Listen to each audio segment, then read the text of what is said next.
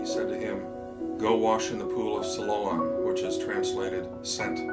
Jonathan Rainbow, a high school teacher, novelist, and opera composer, experienced something that hadn't been a part of his busy life before. "Where is he?" Headaches. He said, "I do not know." I was working on this latest opera, Crime and Punishment, and we had just finished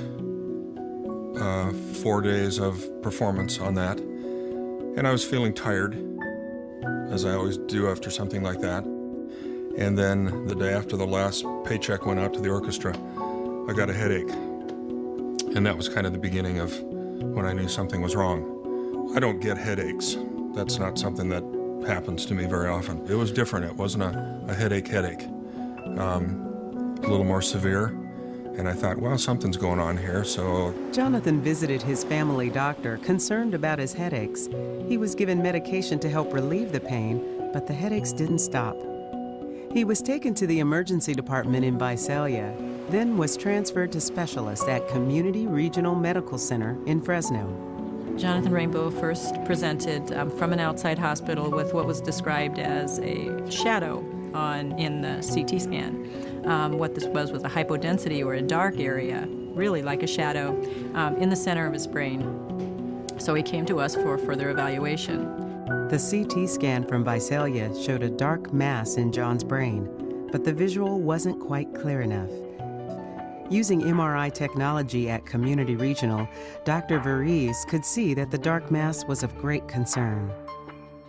Could have been a primary tumor, meaning one that arises in the head, a metastatic tumor, a tumor that comes from somewhere else and goes up and finds a way to reach the brain, or an infection. All three of those have a ring enhancement and dark centers. So those were the three possibilities, which is why we went to a biopsy after. The results of the biopsy were that I had a large tumor in my brain. It wasn't going to go anywhere. There were things they could do to reduce its size, but there was no fix for it. So it was a terminal diagnosis.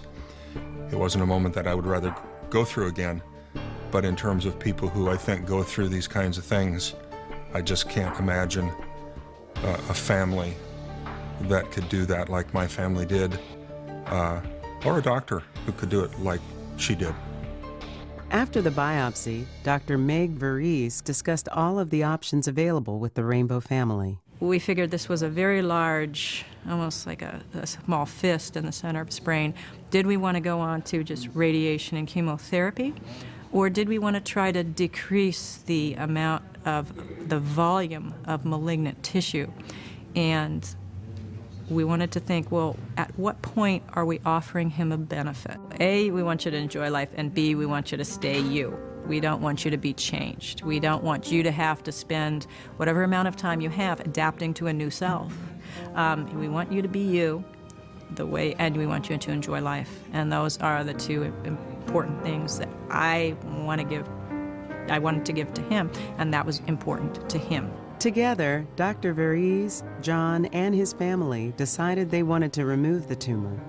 With his family by his side, John underwent brain surgery at Community Regional Medical Center. We have some relatives who did go to some of these other far-flung places for their medical care, and I just couldn't, and it was just horrifying to me how far they had to drive, and sometimes they had to stay overnight, sometimes they had to pay for motels just to get to their appointments in the morning.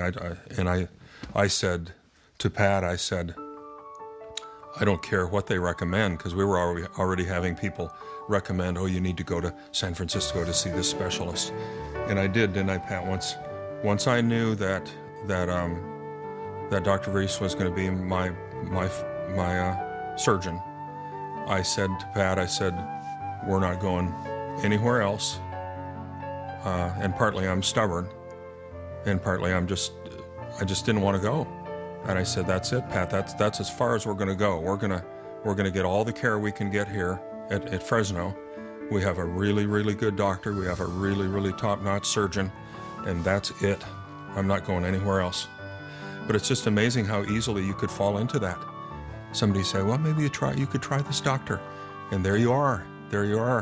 6 hours away again, and sometimes again and again and again and again.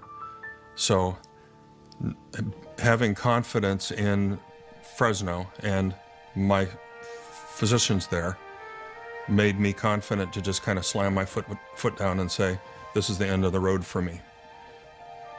I'm not going anywhere else. The surgery was a success. The image on the left shows the tumor prior to surgery. The image on the right was taken after surgery, showing little to no remains of the tumor. Following the surgery, John underwent chemotherapy and radiation to minimize any future growth of the tumor. He's been able to really keep up with many things in many ways. He enjoys his family, he takes pride in his family, he's enjoys time with his wife, he's enjoying, even in a small way, little short walks with being outside, as far as being outside, and he's enjoyed doing the reading he's done and the films, the different plays he's put on. I have a novel that I wrote that I just gave to her one day, and she started passing it around the office, and I don't know how many staff people in that office have read that novel now. So, you know, she took a personal interest in us, and I don't expect her to have a personal interest in every single patient, but for some reason she had an interest in us. So when I did my opera, you know, a while later, and the opera was done in Visalia, at a theater in Visalia, and she came. Dr. Reese came with one of her staff to listen to my opera. Well, we had a wonderful time, and he was very proud of that. Crime and Punishment that he had put to music, which was really wonderful, and we were able to go see that, and he took a tremendous amount of joy in that. And by being able to give, you know, him that opportunity to, months and months after surgery, to have him be able to enjoy that, the screening of that, and be proud of that, and being at the opening of that was really neat. We had really given him that, because had we left that big wad of tumor in, he probably wouldn't have survived to be able to do that. And so we had, you know, given him the chance to have that quality and enjoy that experience. Fresno and Community Regional really does offer a lot that other places don't. I went to medical school at Dartmouth and did residency in Cleveland, and really Community Regional offers everything that they offer as far as the abilities, the sophisticated treatments, and having all the equipment we need to do a good job for the patient. And it's not to be underestimated. In the other places that I've been, they're wonderful places, but we offer everything they do in really a more appealing, really, environment. Like I said, once I realized this is where I want to be, this is where they're going to take care of me, this is where the people are good, this is where I like the people, this is where the people seem to like me. See, all of that to me is important. So for me, it was worth it to find the right people, not just the right medicine, but the right people. And that's heartfelt.